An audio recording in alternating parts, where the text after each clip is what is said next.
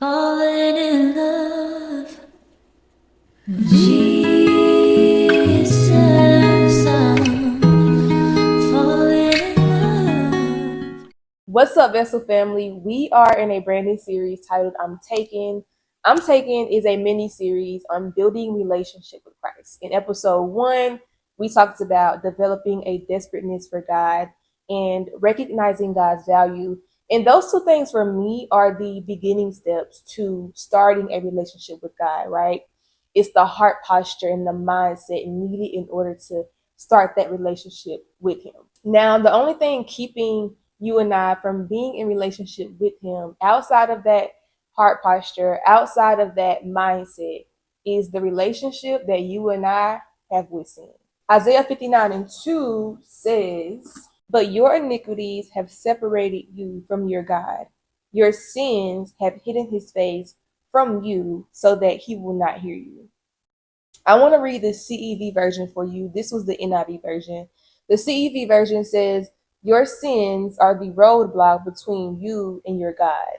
That's why He doesn't answer your prayers or let you see His face." Wow. And if sin is keeping me from God, then that also means that sin is keeping me from the things that God has for me. The Bible lets us know that He has gone before us, and everything that He's gone before us and set up is wonderful. The Bible also says, "I know the plans I have for you," declares the Lord, plans for you to prosper. And all those plans, all those wonderful things that God has already gone before us to do, we're going to miss out on because sin is so present in our lives that God cannot even show up. Because sin is so evident in our lives that God cannot perform the miracles that He wants to perform. And this is why you and I cannot afford sin. You cannot afford to be a slave to sin all your life, because what that sin does is it grows and it grows and it grows and it grows. And the more sin grows, the more that relationship that you and God had starts to separate. The further you become away from God, the further you are away from God, the further you are away from who He's called you to be. I'm pretty sure we all know how it feels to be away from Him. Like there's this emptiness, there's this void that cannot be filled by anything but Him.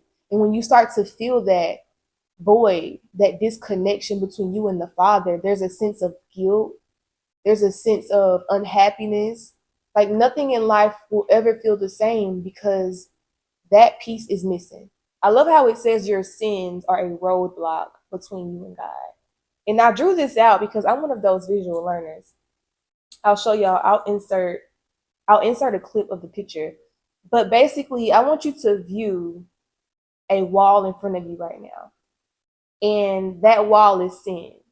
And then you are on one side, and then on the other side, there's peace, love, happiness, joy, prosperity, all the plans that God has for you, a version of you that you want to become so desperately. There's this life of promise. And the only thing that's keeping you from all of that on the other side is the sin that you are a slave to. Now, I want us to ask ourselves, is that sin worth missing out on what God has for me? Is that sin worth missing out on what God has already promised me? Is that sin worth hurting the Father?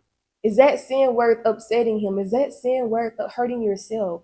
Because the only thing that sin does is leaves us feeling guilty, empty, and confused. But why is it that sin is so hard to let go of? Why is it that sin is so present in our lives and we feel like we can't let go of that sin?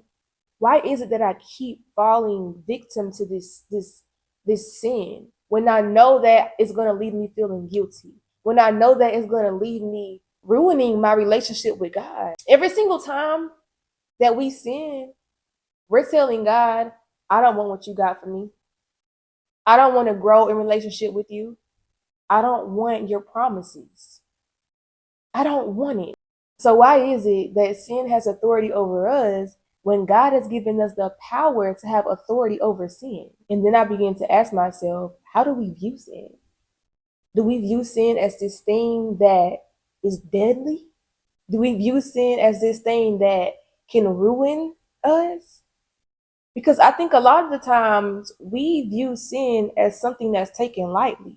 Because the way that we indulge in sin is as if, it's It's a pat on the hand. But the wages of sin are death. But we act as if sin is something that you just get a slap on the hand for it. And there are moments when our flesh is stronger than our spirit, but in those moments, when temptation comes, we have got to resist the devil and he will flee. I mean, it's really time to just view sin as something that's deadly, like something I cannot afford. Like, I cannot afford this at not even an ounce, not even a little bit.